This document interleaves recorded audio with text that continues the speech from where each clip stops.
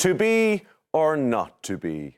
No, I'm not breaking into Shakespeare. The humblebee is the unsung hero of the Irish countryside, pollinating flowers and plants throughout the country every spring and summer. But they're in danger thanks to our gardening and farming habits. Earlier this week, I found out about a plan to make Ireland a safer place to be.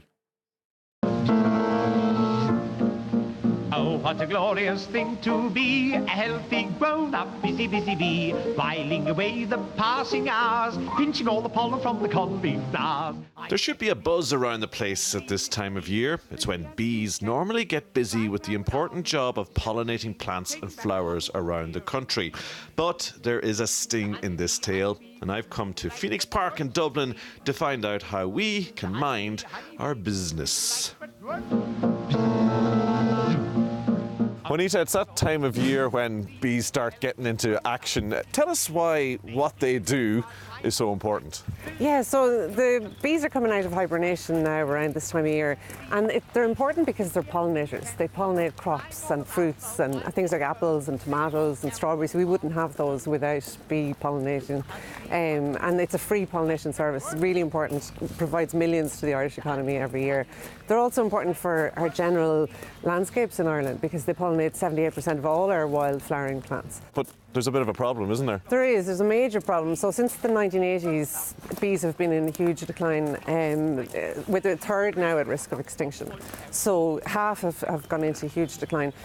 And it's mainly down to changes in landscape, so intensive agriculture, and we're tidying up the countryside a lot more. So, we're trimming road verges, we keep our gardens very neat, our parks, and there just aren't enough flowers. It's actually down to hunger. We can see even outside in the Phoenix Park here, the grasses are all cut. It's very tightly mown grass, you don't see flowers. So those bees that are coming out of hibernation, the queen bumblebees, have to visit 6,000 flowers a day just to brood their first batch of eggs. And those flowers that they need are actually dandelions. Dandelions are really important for bees, and they're the only wildflowers in flower at this time of year. So dandelions, snowdrops maybe, bluebells. Tell us about the All-Ireland Pollination Plan. Thankfully, so some scientists came together in 2015 and they launched this All-Ireland Pollinator Plan.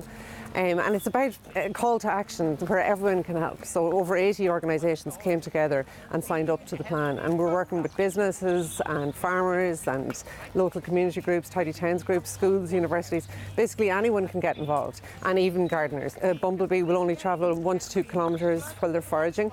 So your garden can become a pit stop where they can fuel up and get food for their colony. And what about people saying, I don't want to get stung by a bee in my garden? Yeah, you don't have to worry about that at all, thankfully, because it's honeybees actually protect their hive. So near a hive, they will be kind of aggressive to protect the hive. But bumblebees, we have 21 different species of bumblebees and 77 solitary bees. And they have absolutely no interest in humans. They're only interested in pollen. And you'd actually have to put your hand onto one to actually get stung by accident. Honeybee, if you like, but don't sting me. You're going to show me some flowers that people can plant that will be friendly for bees. Absolutely. So there's lots of options. If you don't want the dandelions and clover, which are really, really good, I suppose what we want to say is daffodils are everywhere at this time of year, absolutely everywhere. And they are pretty, but they actually do nothing for bees. So there's no pollen and nectar. You'll only see a bee on a daffodil if there's absolutely nothing else around for them. So daffodils and tulips and petunias and begonias, the things we tend to plant every year, and people spend a fortune, councils spend a fortune planting these plants, they're actually like putting out plastic flowers, basically. Right. There's no use for insects. So instead, there are beautiful options, like this is called grape hyacinth. Or muscari, and it's a beautiful plant and it's flowering at the moment. Leopard's bane here has loads of pollen, you can see the pollen on it.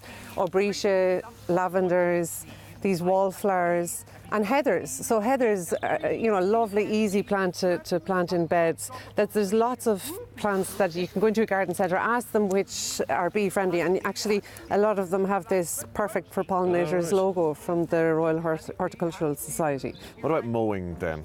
I certainly was out with the lawnmower last weekend getting it done. Absolutely, everyone's dying at this time of year to get out into the garden and tidy up. But that is like a green desert for bees. There's absolutely nothing there for them. So if you can even provide a strip, if you stop until after the dandelions bloom. Let them bloom, and before they set seed, then you can cut. So you're not going to increase them next year. And then if you can cut every 6 weeks, that's amazing, just on those wilder patches, or alternate them. Hedgerows are a big one around the country. You see them cut back really tightly. Yeah, so they're cut too tight. On the roads, it's understandable for health and safety. Maybe people want to cut them tight. But off-road hedgerows, around your garden or on farms, it would be amazing if we could manage those for pollinators. And things like this, the willow, you can actually see the pollen falling off it at the moment. So this is really important for bumblebees, those early bumblebees. And it's a beautiful plant to have in your garden, and it'll actually be full of bees at this time of year. So those hedgerow, like native hedgerows, are really, really important for all types of wildlife. So Juanita, thanks for giving us a few tips to mind the well-being of these very important pollinators. Okay, I'll stop now. For information for gardeners, community groups, farmers or businesses about the pollinator plan, check out pollinators.ie. It's a deadly buzz. Honeybee, I must buzz off. Buzz if you like, but don't sting me.